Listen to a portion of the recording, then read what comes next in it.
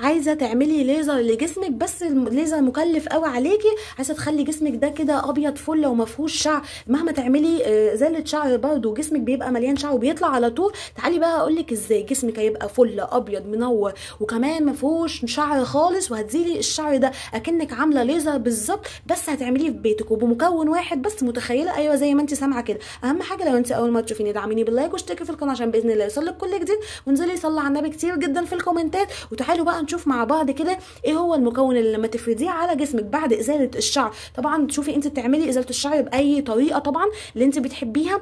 تعملي ايه بعد ما تخلصي وتخلي جسمك ما يطلعش فيه شعر تاني، حتى بعد ما يطلع شعر المره اللي بعديها هتلاقيه قل جدا، ومع الاستمراريه يا حلوين هتلاقوا الشعر ده راح تماما. عايزه اقول لك بعد ما تستخدميه هتدعي لي، كل اللي جربه بيدعي لي، لان فعلا من اول استخدام ما بتستخدميه بتشوفي نتيجه فوريه حلوه قوي. تاني مره بالظبط ما بتلاقيش الشعر طلع زي الاول خالص، مهما كنتي مشعره جدا بيطلع لك شعر تقيل جدا في جسمك. هتجربي الطريقه دي وفعلا هتدعي لي. اول حاجه كده طبعا بنبقى نفسنا كلنا نعمل الليزر، لان هو بيزيل الشعر وكمان بيريحنا قوي في الموضوع ده، كمان في الوقت اللي هو زي كده بيبقى الجو برد قوي وعايزه تزيل الشعر، وفي نفس الوقت الليزر مكلف قوي. ازاي بقى تعملي كل ده؟ من زيت السعد. زيت السعد ده يا جماعه تحفه يعني فوق الفظيع. طبعا البنات والستات اللي جربوه عارفين النتيجه بتاعته فوريه، وبتشوفيها من تاني مره حرفيا. اول ما بتزيدي طبعا الطريقه بتاعته تحفه قوي ومش بتاخد معاكي اي وقت. طبعا ده هتلاقيه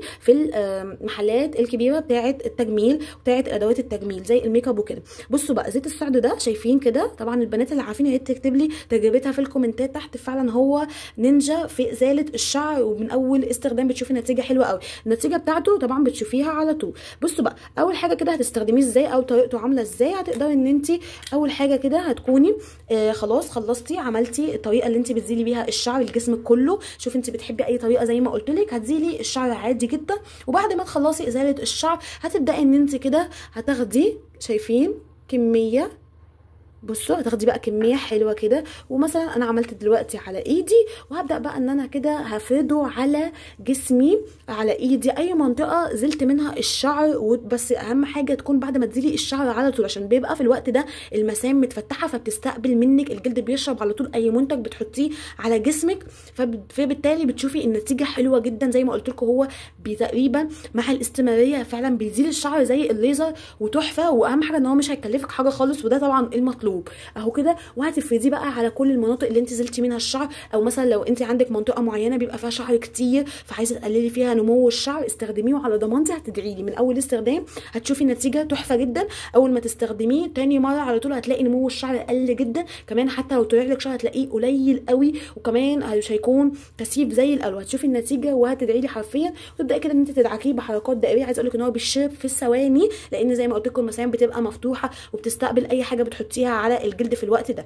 وبس كده وهتسيبيه خالص، مش هتغسليه ولا اي حاجه، هو هينشف لوحده ومش هتلاقيه اصلا على جلدك. وهتدعي لي وجربيه وقولي لي عمل معاكي ايه. وفعلا مش هتبطلي انت تستخدميه بعد ازاله كل شعر تستخدميه كده على جسمك، وشوفي النتيجه حرفيا تحفه ونينجا من اول استخدام. بس كده لو عجبك الفيديو وصلت معايا لحد هنا ما تنسيش ان تدعميني باللايك وتشتركي في القناه عشان باذن الله يوصلك كل جديد. اشوفكم ان شاء الله في فيديو جديد. مع السلامه.